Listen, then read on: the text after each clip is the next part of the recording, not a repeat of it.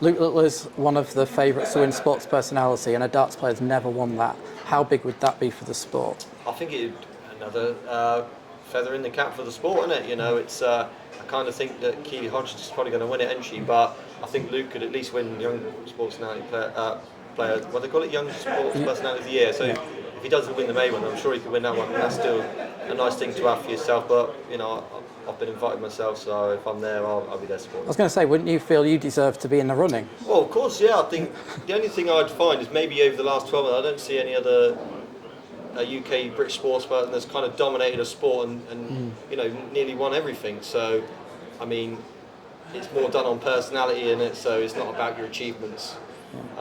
So yeah, I mean, it doesn't bother me too much, but I'll go and I'll be supporting him, and you know, hopefully he wins, and it's good for the sport.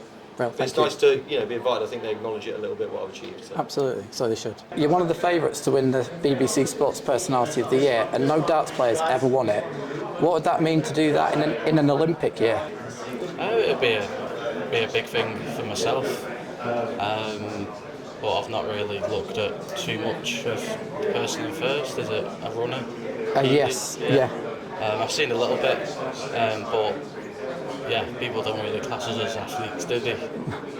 So if I'm second to win it, then that'll do. I mean, her diet won't be squashies. Wouldn't be, would it? What is your favourite squashy? We need to know. What's the secret? Is it the Grand Slam was cherry cola ones. So they're the ones, are they? Yeah. There's obviously been a lot of chat this year about the fact that you were so-called overlooked for the other Luke. But you sort of put that into place a little bit over the last few days. Does that mean, was it important for you to do that, to sort of say, right, hey, hang on a minute, I am still here? Yeah, I mean, I don't see myself overlooked as much. I think that, but just because Luke's got a bigger following, he's a bigger media star than myself, he's going to get more headlines, more writings, which is, you know, it's going to happen, is it? He's going to have more people liking posts and commenting on posts because he's got more fans than I have. So, you know, I don't think in a proper dart fan's eyes or proper journalist's eyes I would be overlooked. I just think when you've got a bigger following, you're a bigger superstar in someone.